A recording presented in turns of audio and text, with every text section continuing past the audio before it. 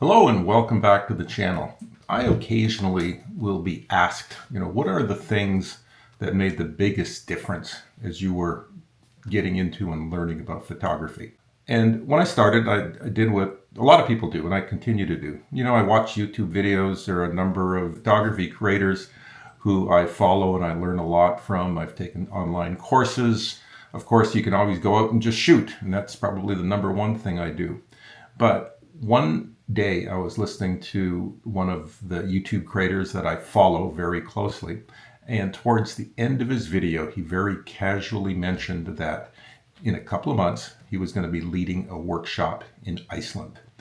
And I thought to myself, wow, that's really cool. Later that evening, I mentioned to my wife, I said, I need to let you know that I'm really, really thinking seriously about this. And she stopped what she was doing. She looked at me and said, stop thinking about it. Just sign up. And that's exactly what I did. And this trip to Iceland turned out to be one of the pivotal moments in my photography growth. And I can say without hesitation that the single thing that has impacted the trajectory of my growth as a photographer has been attending workshops. Now, that was about 5 years ago. And every year since then, I try to attend one or two, many of them in the United States, some of them overseas. And I continue to do it. And I will tell you why in this video, why I think it's something that every photographer should consider. My name is Jerry Kita, and I live in North Carolina. A few years ago, as I was approaching retirement, I purchased a camera with the idea of becoming a photographer. Since then, photography has taken me to some wonderful places all over the world, and I've made many new friends. I've come a long way, but I know I'm still trying to figure this all out. I'm having a lot of fun, and this is my journey.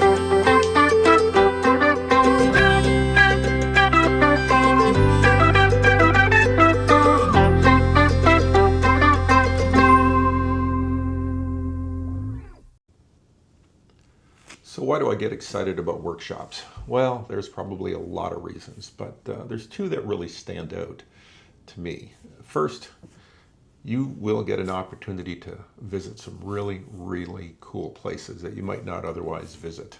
And the example for me that stands out is the first trip that I made to Iceland. And I remember getting up that first morning. We met each other, met our guides, got on the van, and drove for about 2.5 hours to a location called Kirkjufell. And this was our first stop in Iceland. And you may not be familiar with the name, but if you've seen photos of Iceland, you will recognize this place. It is incredible. And I remember distinctly getting off that van and just looking up and saying, wow, I just cannot believe that I'm here. It's a place that I'd seen in photographs for years and years and years, and really was looking forward to visiting, and it really did not let me down. And the second thing is you're going to meet some really great people, and you're meeting other photographers who share your love of photography. And what I've found from my experience is that everybody loves to talk photography. Everybody is very supportive of everyone else, and they're more than willing to kind of share their experience, how they do things. And my wife has kind of called it a bit of a geek fest for, camera people, but I really, really do enjoy it. And it's a big part of the experience for me. So let me take a couple of minutes and describe the different types of workshops that are out there.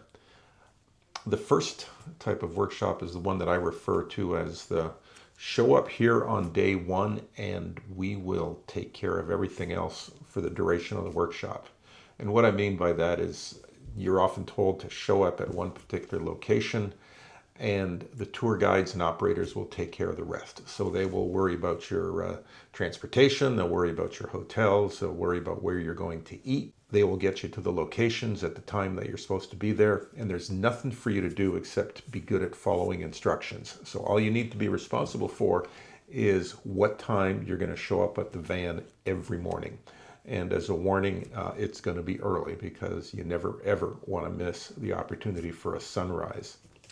The second type of workshop is the one where the tour operator will essentially give you a list of locations where you're going to be shooting and what time you are to be there. And the rest of it, it's up to you. You provide your own transportation, you worry about your accommodations, you worry about your meals. All the guides are asking you to do is to show up at the locations at certain times. Those are the two different workshops that I have experience with, and I'm sure there are variations of that out there, but those seem to be the two predominant types that exist. And I think there's pros and cons with both. I've primarily, attended the, show up on day one and we'll take care of everything kind of workshop, and that just seems to work for me. Later this fall in Tennessee, I'm going to be attending a workshop where it's of the second variety, where we're just going to show up at particular locations at a particular time, and that's going to work fine too. So choose the one that makes the most sense for you.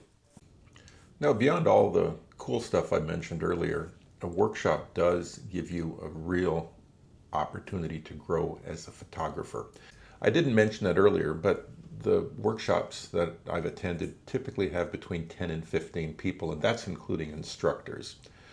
And what that means is you've got a huge opportunity to get a lot of one-on-one instruction if you would like it. And my advice is to take full advantage of it. Even if you consider yourself an advanced photographer, there's always, one or two, tips that you will be able to pick up. For me, I learned a lot about lighting, about exposures, about exposure bracketing, about focus stacking, composition, which is an area that I really struggled with. Those are all things that I learned while on workshops. And workshops also focus on a variety of interest areas. There are workshops that specialize in landscapes and wildlife, astrophotography, and street photography. I recently attended a workshop where we had shoots that exposed us to the local culture by introducing models into the shoots. There are just so many different options that are out there. So let me share one example where we had a model introduced into the shot. And here you see an example where we have a young boy with a kite who's kind of running towards us. And what we're trying to do is to take the shot at the precise moment that he kind of leaps into the air. And as you can see, we had a lot of fun doing this. And at the end of it, I ended up getting what I thought was a pretty good shot. And I also have to say that being in a workshop really inspired me to get better. It gave me confidence that I had the ability to, work alongside more experienced photographers. There was just a lot of value that came out of it. So in addition to everything else I've told you, what should you be prepared for? And I can think of a few things. One, you're probably going to get up early every day. You'd never, ever want to miss an opportunity for a sunset.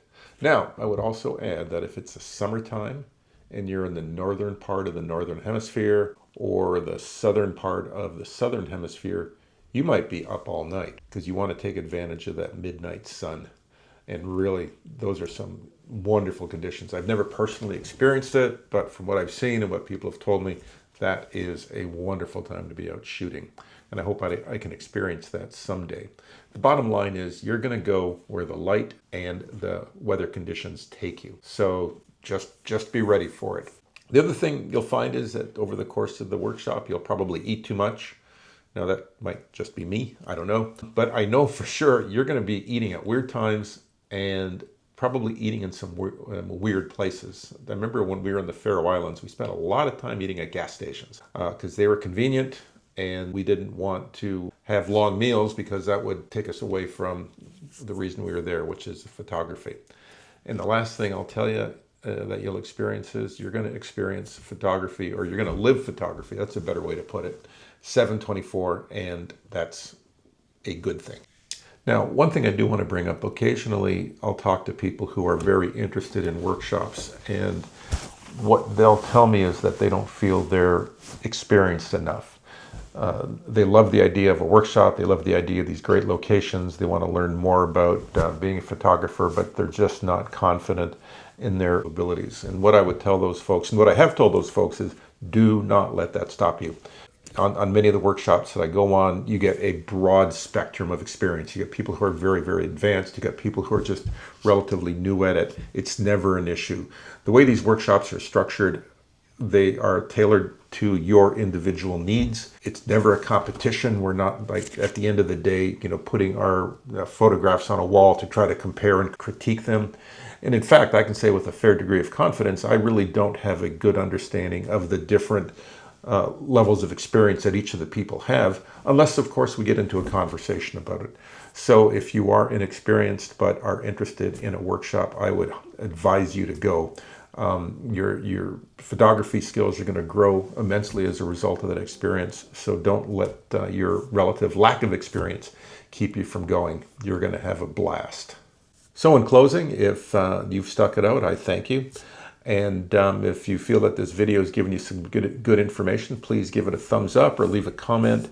If you've got any questions about workshops, I'd be happy to answer them. If you'd like a recommendation, I can tell you of some really great workshops that I've been on, some really great tour companies that I would highly recommend.